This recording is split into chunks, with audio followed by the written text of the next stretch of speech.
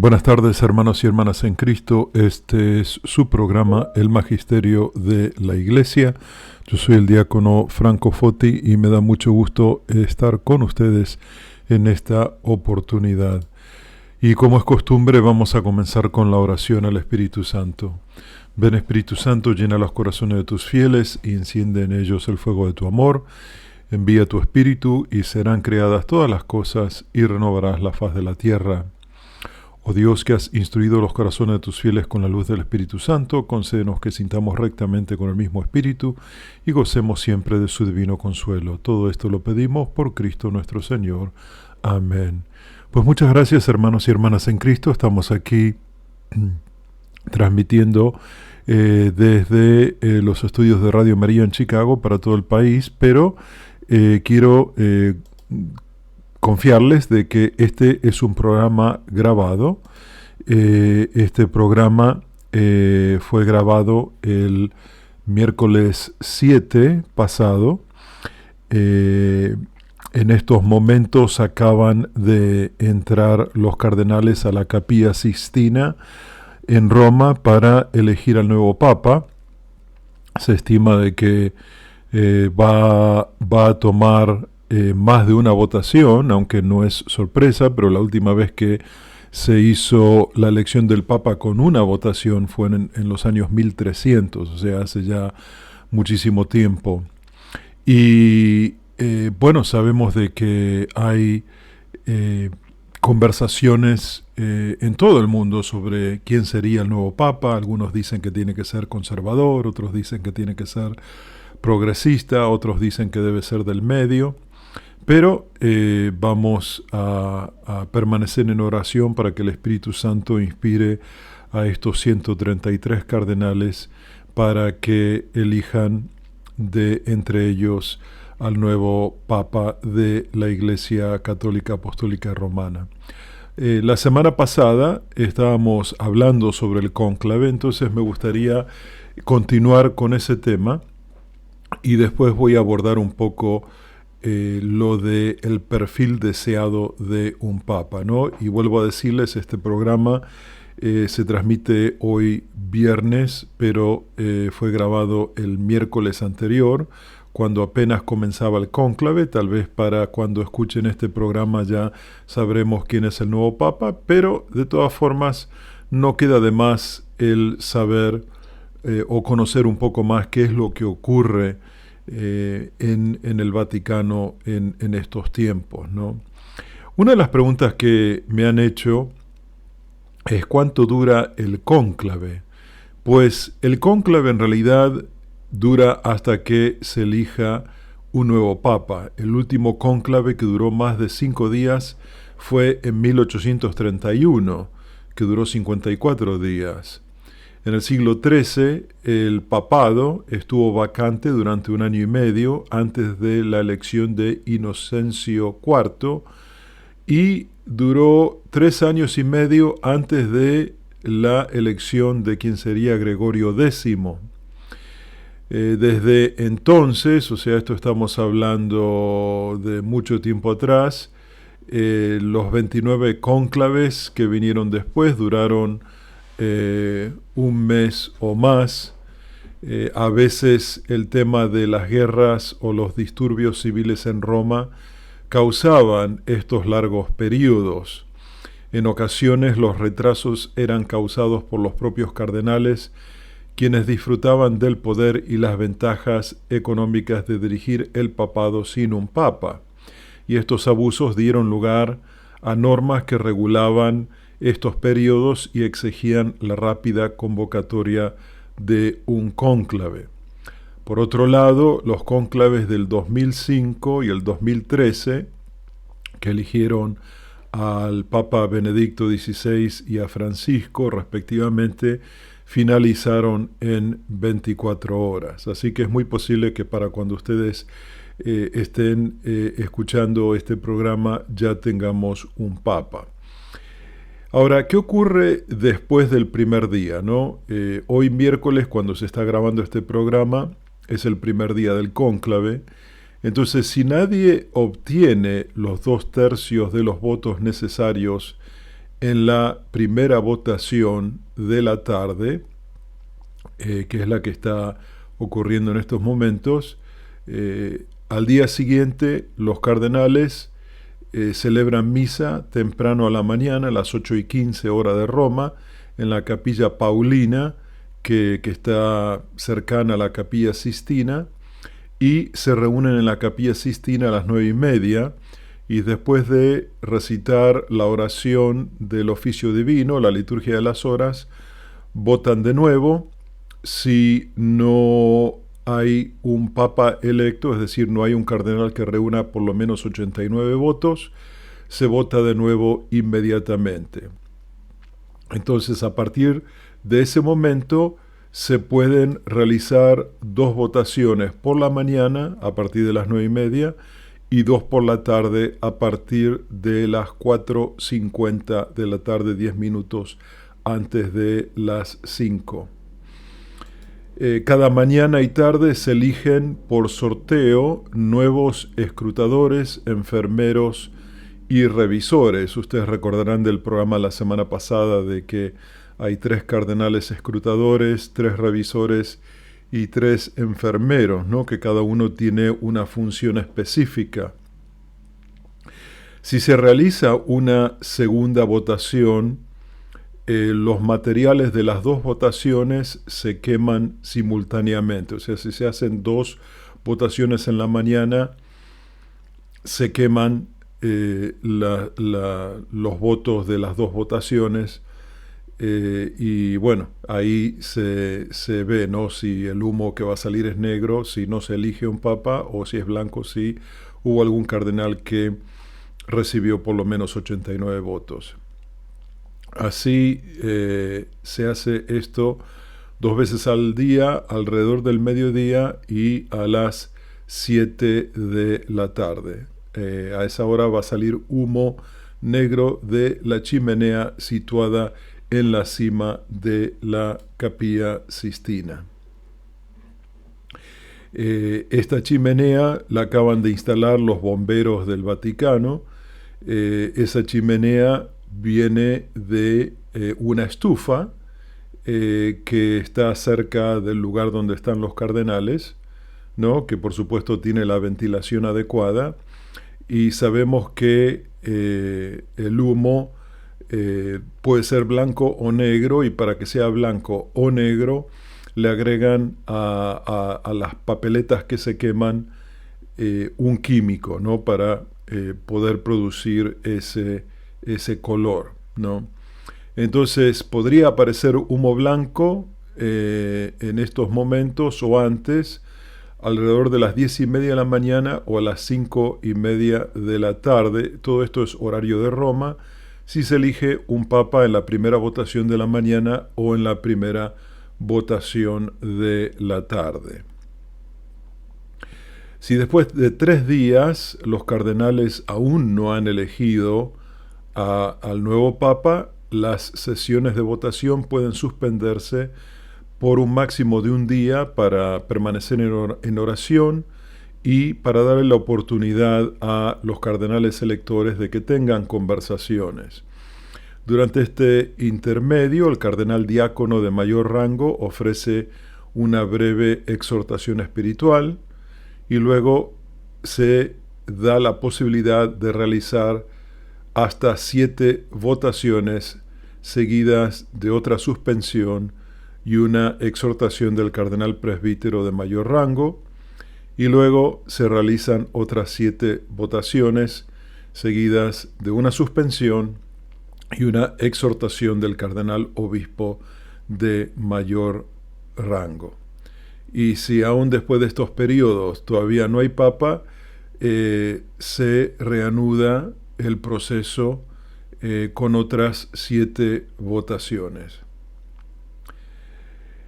Hay una ley en el Vaticano que fue promulgada en el año 1996 que permitía que una mayoría absoluta, es decir, más de la mitad, o sea, la mitad más 1 de los electores, renunciara al requisito de la mayoría de 2/3. Así, una mayoría absoluta de electores podría elegir al Papa por mayoría absoluta, ¿no? Pero esta ley fue muy criticada por ser contraria a siglos de tradición. En verdad, una mayoría absoluta de electores favorecía a un candidato en la primera votación del primer día del cónclave, y la elección podía en la práctica darse ya por terminada, ya que podían mantenerse firmes durante unos 10 o 12 días hasta que pudieran cambiar las reglas y elegir a su candidato. En el pasado, el requisito de los 2/3 era un incentivo para que los electores llegaran a acuerdos o se inclinaran por otro candidato.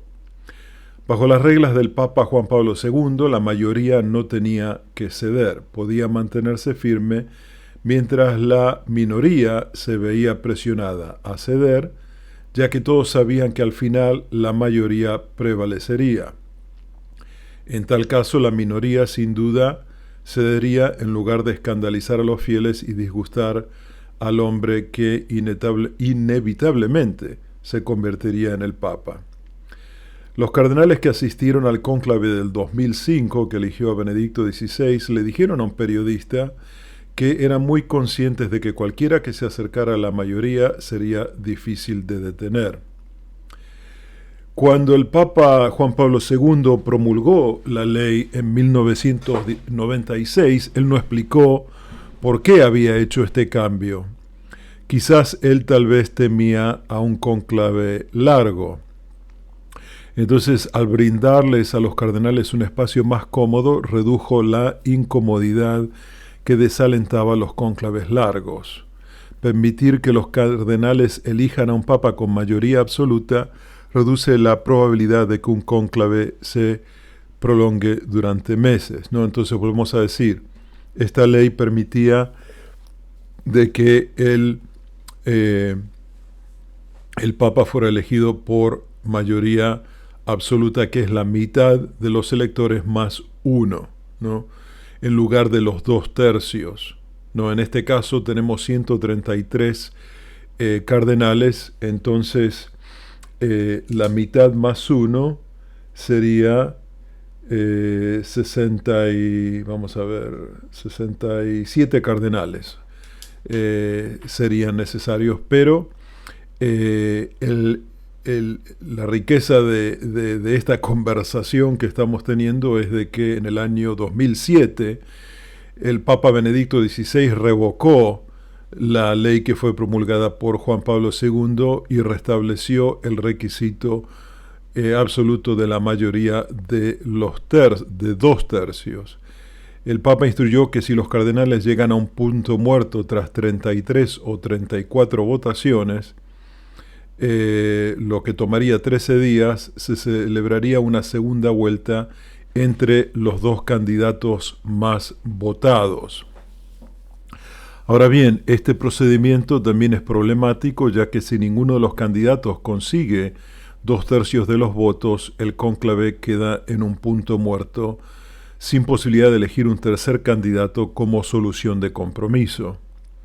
Los dos cardenales más votados no pueden votar en la segunda vuelta, aunque permanecen presentes en la Capilla Sistina, donde se celebran los cónclaves. Las nuevas reglas de Benedicto XVI tampoco indican qué hacer si dos candidatos empatan en el segundo puesto. Así que esa es la historia, ¿no? Pero, mis queridos hermanos y hermanas, estamos casi seguros de que no va a tomar tanto tiempo elegir a un papa. No, a pesar de que hay muchos que hablan de un papa como Francisco o un papa opuesto a Francisco, también hay cardenales que están en el centro, y pienso que todos los cardenales quieren lo mejor para la Iglesia, así que no creo que lleguemos a tener 13 días de cónclave como previo el Papa Benedicto XVI. Muy bien. Entonces, ahora el tema es, ¿cuándo debemos esperar que salga humo de la chimenea de la Capilla Sistina? Pues hasta que se elija un papa va a haber humo negro 2 veces al día, aunque hoy, siendo el primer día del cónclave, solamente va a haber humo una vez. Entonces, a partir de mañana va a haber humo, asumiendo que no se elija un papa, va a haber humo negro 2 veces antes del va a haber humo negro 2 veces en el día. La primera vez va a ser cerca del mediodía y la segunda vez va a ser a las 7 de la tarde. Les recuerdo que a partir de mañana hay 2 votaciones a la mañana y 2 votaciones a la tarde. El humo blanco, que significaría la elección de un papa, podría aparecer a estas horas o antes, posiblemente alrededor de las 10:30 si es la primera votación de la mañana, o las 5:30 si es la primera votación de la tarde. Muy bien, ¿quién puede ser elegido papa? En teoría, cualquier hombre que esté dispuesto a ser bautizado y ordenado sacerdote y obispo puede ser elegido, y no es necesario que esté presente en el cónclave. El último cardenal elegido, no cardenal, fue Urbano VI en el año 1378. Y el último cardenal elegido papa que era sacerdote pero no obispo fue Gregorio XVI en 1831. Calixto III, de la familia Borja o Borgia, dependiendo cómo lo quieran pronunciar, en el año 1455 fue el último elegido que no era sacerdote. Y lo más probable es que se elija a un cardenal elector. O sea, uno de los cardenales presentes en el cónclave va a ser el futuro papa de la Iglesia Católica Apostólica Romana. Pero no es un requisito necesario. Muy bien, ¿qué sucede después de la elección? El cardenal decano pregunta al elegido si acepta su elección canónica como sumo pontífice. Y dado que el decano y el vicedecano son demasiado mayores para asistir al cónclave en esta ocasión, el cardenal obispo de mayor antigüedad lo va a hacer. Rara vez alguien dice que no, aunque se le ofreció el papado en el cónclave de Viterbo en 1271 a San Felipe Benizi, que huyó y se escondió hasta que se eligió a otro candidato.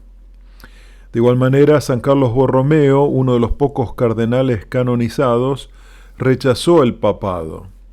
Cuando el cardenal Giovanni Colombo, arzobispo de Milán de 76 años, comenzó a recibir votos durante el cónclave de octubre de 1978, el que eventualmente elegiría a Juan Pablo II, el cardenal Karol Wojtyła de Cracovia dejó claro que rechazaría el papado si él era elegido. Si el hombre acepta, se convierte en papa inmediatamente si ya es obispo. El resto es simplemente ceremonial. Pero si el elegido no es obispo, debe ser ordenado obispo inmediatamente por el cardenal decano y se convierte en papa tan pronto como lo haya hecho. El decano en la antigüedad era el obispo de Ostia, una ciudad cercana a Roma. Entonces, después de que se le hace esta pregunta de si acepta y responde afirmativamente, la segunda pregunta es ¿por qué nombre quiere que se le llame? El primer papa en cambiar su nombre de nacimiento fue Juan II en el año 533.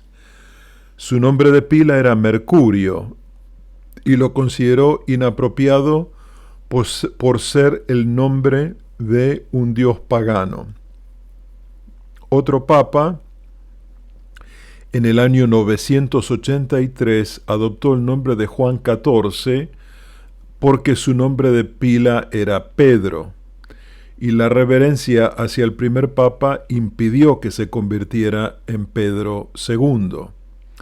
A finales del primer milenio, un par de papas no italianos cambiaron sus nombres por otros que los romanos podían pronunciar con mayor facilidad. La costumbre de cambiar de nombre se popularizó alrededor del año 1009. El último papa que conservó su nombre fue Marcelo II, elegido en 1555. Es decir, que el Papa Marcelo se llamaba Marcelo desde su bautismo.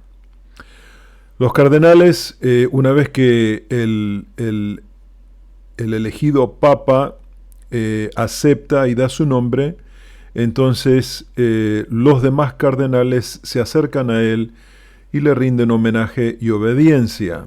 Se reza una oración de acción de gracias y el cardenal diácono de mayor rango informa a los presentes en la Plaza San Pedro que la elección se ha llevado a cabo con las palabras Annuncio vobis gaudium magnum habemus papam, lo que significa tengo una noticia muy importante y muy gozosa, tenemos un papa. Entonces anuncia el nombre del nuevo papa en latín. Entonces el papa puede elegirse a la multitud y otorga su primera bendición solemne, Urbi et Orbi, que significa a la ciudad y al mundo. Los papas de elección reciente han prolongado el cónclave hasta la mañana siguiente para poder reunirse y cenar con los cardenales. Tras el cónclave se ofrece una misa inaugural que se celebra en la plaza de San Pedro, si el tiempo lo permite. Anteriormente, esto implicaba la coronación del Papa con una tiara papal, una corona, pero desde Juan Pablo I esto implica la recepción del palio. O sea, el Papa Juan Pablo I no quiso ya la corona. Más tarde el nuevo Papa toma posesión de su catedral, que es la de San Juan de Letrán, que es la catedral de la ciudad de Roma, no es la Basílica de San Pedro. Y bueno, con esto concluimos toda esta información sobre el cónclave. Como les dije al principio de este programa, la elección del Papa ya ha comenzado el día de hoy, que es miércoles cuando se graba este programa, aunque ustedes están escuchando este programa el día 9 de mayo, que es un día viernes, ¿no? Que es cuando se emite este programa. Así que muy posiblemente ya haya un papa para cuando ustedes escuchen este programa, pero por lo menos esta información espero que les sea de utilidad, ya que es importante que conozcamos estas reglas de la Iglesia, ¿no? En la elección del nuevo pontífice. Ahora, me gustaría continuar con un análisis, ¿no? De lo que ha ocurrido en Roma en estos días, ¿no? Antes de comenzar el cónclave, ¿no? Porque, por supuesto, a través de las noticias, pienso que todos hemos podido percibir de que hay cierta división, ¿no?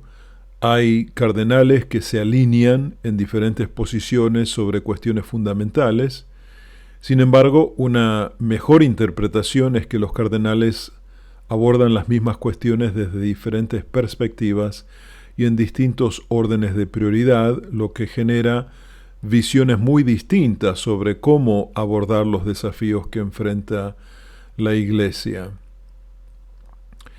Le hicieron una pregunta al cardenal alemán Müller, que él era el jefe de la oficina doctrinal del Vaticano y que el Papa Francisco no renovó en su cargo en el año 2017. Y él dijo que lo que está en juego en esta entrevista que dio hace poco, dice, no es una elección entre conservadores y liberales, sino entre la ortodoxia y la herejía. Que, bueno, esto fue una respuesta un poco excedida, ¿no?, para calificarla de alguna manera, de parte de este cardenal, que se publicó en un periódico de Inglaterra tras la muerte de Francisco. Hubo otro periodista que le preguntó a este cardenal, Müller, de Alemania, si él pensaba que el Papa Francisco había sido herético, y el cardenal Müller no respondió directamente a la pregunta, sino que distinguió entre lo que describió como herejía material, cuando un papa dice algo poco claro y ambiguo, y una herejía formal, cuando un papa emite una declaración que contradice explícitamente la verdad revelada. Y bueno, no sabemos por qué el cardenal Müller dijo esto, pero no parecen buenas palabras en memoria del Papa Francisco, que acaba de fallecer. También otro de los temas que se ha hablado es sobre la necesidad de que la Iglesia esté unida, ¿no? Es algo que también dijo este cardenal Müller.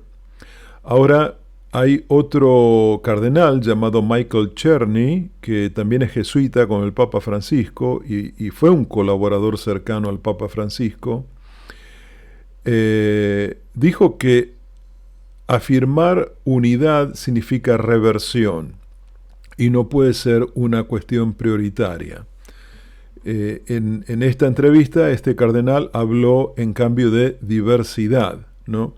Y aquí es importante porque algunos interpretan que unidad debería ser retroceder en los avances del Papa Francisco. Todos sabemos que el Papa Francisco ha abierto la puerta a toda la Iglesia, ¿no?, que tal vez anteriormente estaba cerrada, y por supuesto esto no cayó bien en sectores conservadores de la Iglesia. Ustedes recordarán que cuando el Papa Francisco escribió la carta Amoris Laetitia, hubo una serie de cardenales que publicaron lo que se llama una duda, ¿no?, sobre lo que el Papa decía en este documento, y este documento lo hemos estudiado al aire en este programa, y realmente no hay nada confuso en ese documento. Lo que ocurre es que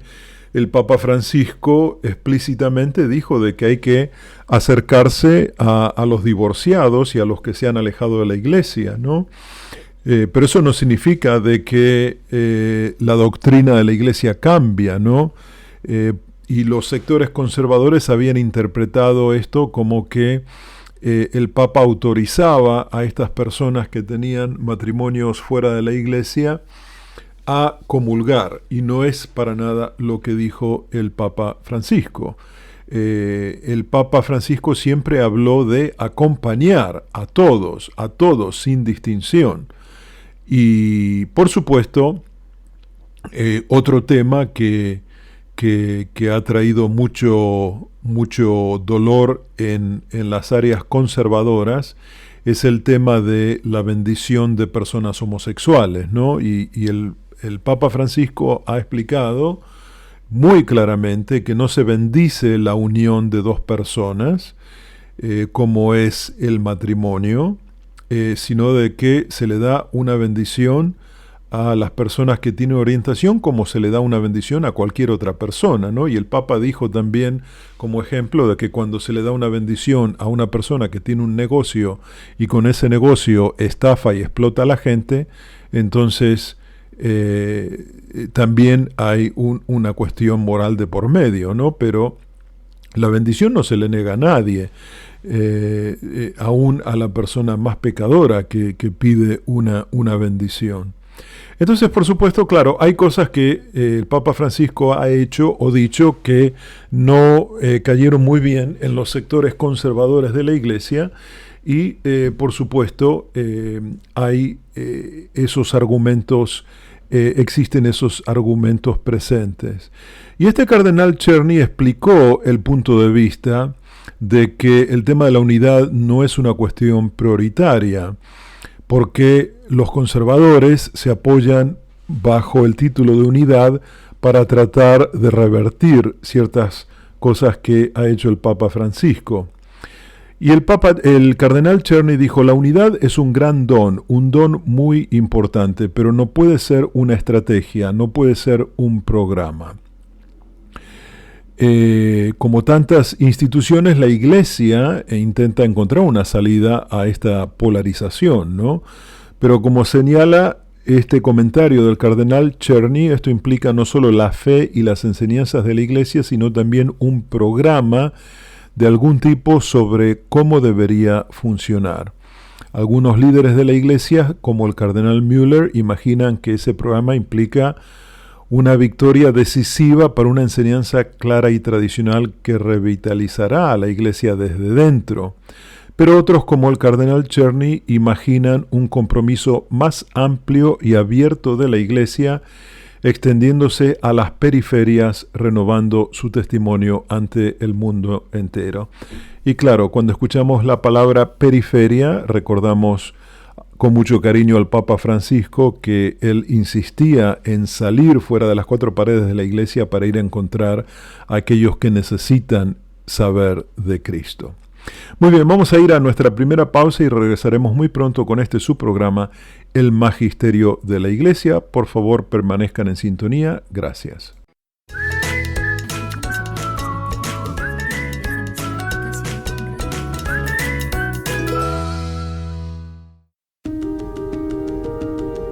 ¿Sabías que puedes escuchar este y todos los programas que se hacen en Radio María desde tu teléfono móvil? Descarga la aplicación desde tu Android o iPhone para disfrutar toda la programación de Radio María. O visita nuestra página www.radiomariasp.org y haz clic en la sección de podcast. Muchas gracias, hermanos y hermanas en Cristo, por estar en sintonía con Radio María, con este su programa, El Magisterio de la Iglesia. Soy el diácono Franco Foti de la Arquidiócesis de Chicago y me da mucho gusto estar con ustedes en esta oportunidad. Les vuelvo a aclarar que hoy es viernes 9 de mayo. Este programa está siendo grabado hoy miércoles 7 de mayo, cuando acaba de comenzar el cónclave. He visto por la televisión a los cardenales entrar a la Capilla Sistina y tomar el juramento y estar en un espíritu de oración. En estos momentos se está llevando a cabo tal vez una votación y bueno, tal vez para el momento que ustedes estén escuchando este programa ya tendremos un papa, pero seguimos hablando sobre este tema del cónclave y la elección de un papa.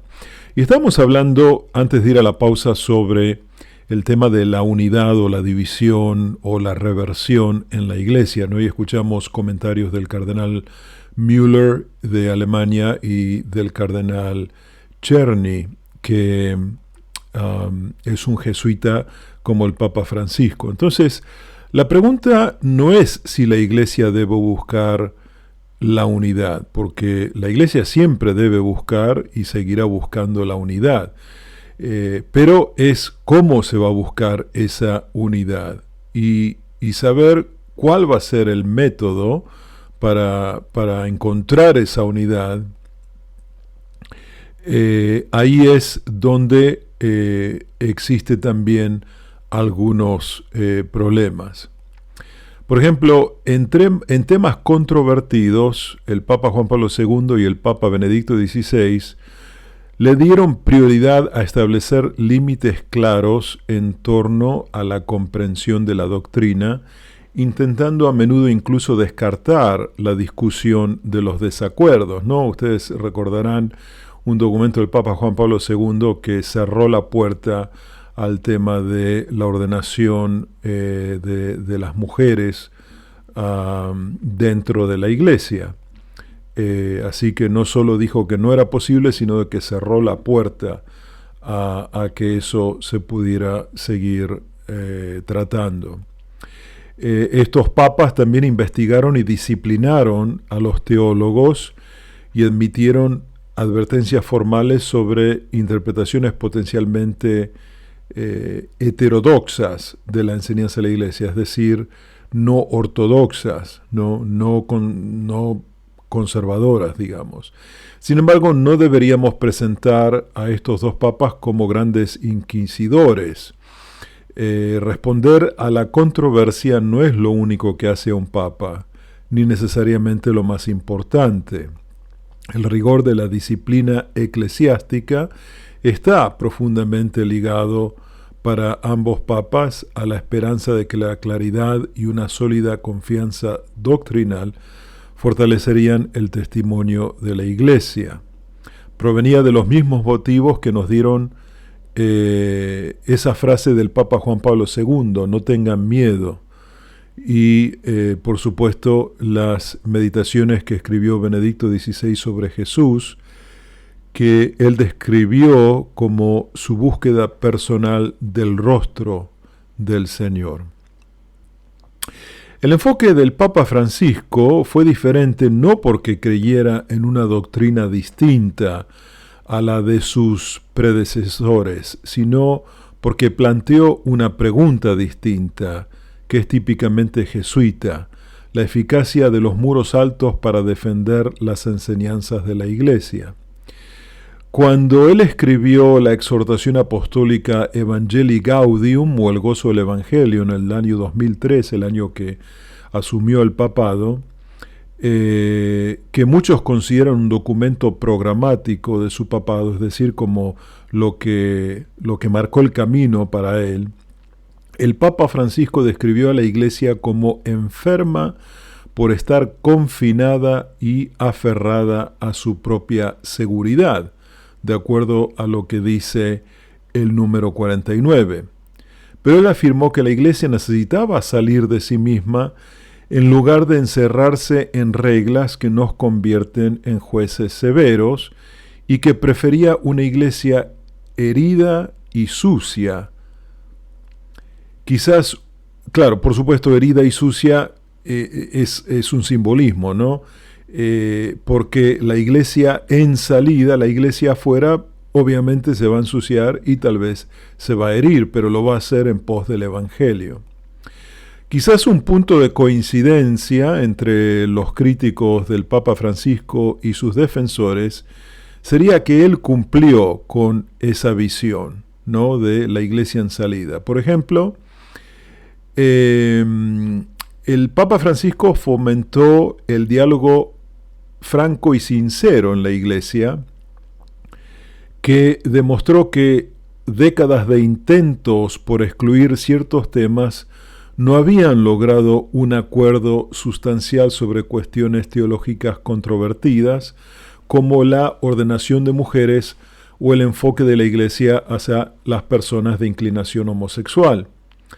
Limitar los foros en los que se podían debatir esas cuestiones no había convencido a todos, ni dentro de la jerarquía eclesiástica, ni entre el pueblo de Dios en general.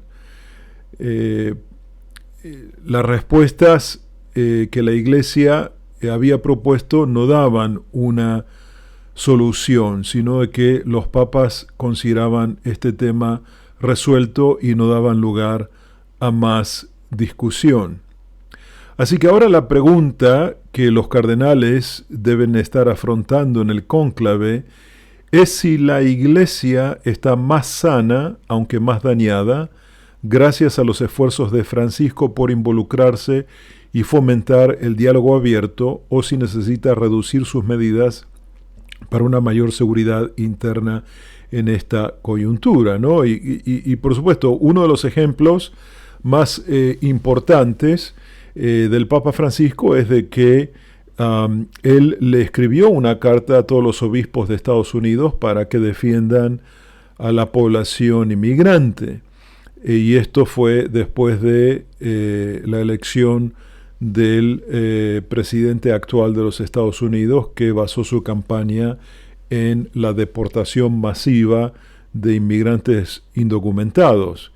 Y por supuesto el Papa recibió mucha crítica, ¿no? Especialmente de parte de las alas conservadoras que le decían de que no tenía que meterse en temas políticos, ¿no? Pero la protección del inmigrante es evangélico, o sea, no hay lugar a dudas, ¿no? Entonces, eso es lo que algunos consideran que daña o hiere a la iglesia, ¿no? El tal vez pronunciarse por un tema sociopolítico que pueda traer comentarios negativos y yo vuelvo a decirles, como les he dicho en repetidas ocasiones, que hay un cuerpo de documentos que se llama Doctrina Social de la Iglesia, que comenzó a fines del siglo XIX y que, por supuesto, tiene temas que competen a la sociedad en general, ¿no? Y a la participación del cristiano, del católico, dentro de una sociedad. Así que la defensa del inmigrante no es algo nuevo. Lo que ocurre es de que el Papa Francisco decidió hablar sobre eso, mientras otros tal vez prefirieron callar. Muy bien. Hay evidencia, mis queridos hermanos y hermanas, que indican que por supuesto hay una iglesia que está más sana, aunque está un poco dañada. Por un lado está el gran aprecio popular por el toque pastoral del Papa Francisco y su amor por los pobres. Y por otro, por ejemplo, está el recuerdo reciente del rápido rechazo de su marco para bendecir a las personas divorciadas y vueltas a casar o en uniones del mismo sexo por parte de la mayoría de los obispos africanos. No olvidemos de que en algunos países la homosexualidad es un crimen. Podríamos tal vez observar la interacción de la Iglesia con el mundo secular, donde la encíclica de Francisco sobre el cambio climático, llamada Laudato Si', enfatizó las dimensiones morales de esa crisis, pero donde sus constantes llamados a la paz, especialmente en Ucrania y Gaza, han caído en saco roto. Nuevamente, Francisco fue un papa que dedicó todo un documento al tema del cambio climático y al cuidado de este regalo que Dios nos ha dado, y ha sido muy criticado por ese tema, ¿no?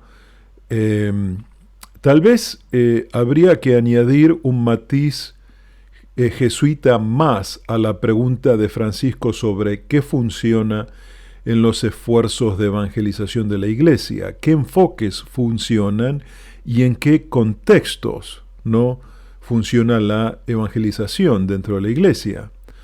Hay personas para quienes unos límites doctrinales claros y una disciplina rigurosa para mantenerlos son un llamado a la santidad y una forma en que Dios las anima y fortalece en su búsqueda.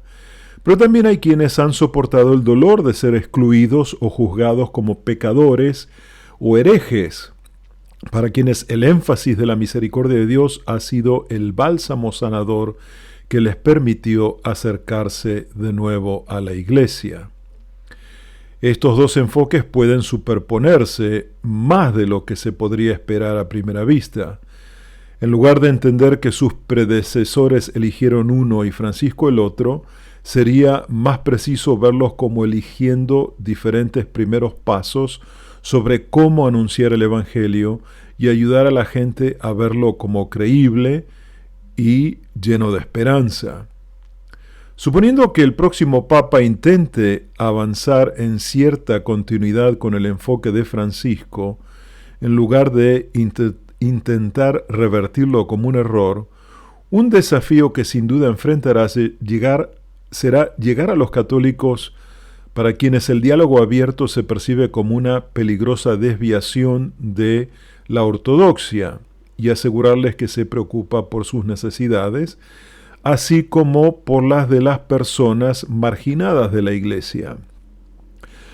Lo que definitivamente no funciona para la Iglesia es que quienes se encuentran polarizados entre estas dos posturas asuman que quienes están en el otro lado carecen de interés en la misericordia o la claridad. Entonces, hermanos y hermanas, ambas posturas buscan el bien y la elección entre dos bienes o cuál priorizar es donde se requiere discernimiento para comprender cómo actúa el Espíritu Santo en la iglesia. Fíjense que en una audiencia de un miércoles en octubre del año pasado, el Papa Francisco explicó que vemos al Espíritu obrar por la unidad de dos maneras, impulsando a la iglesia hacia afuera para abrazar a todos y reuniéndola hacia adentro para ser una sola. En esa misma audiencia afirmó que la unidad es difícil porque cada uno desea la unidad, pero desde su propio punto de vista. Así que, más claro, echémosle agua. Muy bien, hemos llegado al final de este programa, mis queridos hermanos. Gracias por haber estado en sintonía con su programa, El Magisterio de la Iglesia. Vamos a ver si para cuando escuchen este programa ya tengamos un Papa. Les recuerdo que este programa fue grabado 2 días antes y esperamos que la Iglesia esté siempre unida detrás del Papa que sea elegido, porque confiamos en la influencia del Espíritu Santo. Como es costumbre, vamos a cerrar con la oración a San Miguel Arcángel. San Miguel Arcángel, defiéndenos en la batalla, sé tú nuestro amparo contra las perversidades y asechanzas del demonio, al cual te pedimos, oh Dios, que lo reprendas y lo mantengas bajo su imperio, y tú, príncipe de la milicia celestial, con el divino poder que Dios te ha concedido, arroja al infierno a Satanás y a los otros espíritus malignos que andan dispersos por el mundo, buscando la perdición de las almas. Amén. Y que la bendición de Dios Todopoderoso, Padre, Hijo y Espíritu Santo, descienda sobre ustedes y permanezca para siempre. Amén. Gracias y bendiciones para todos.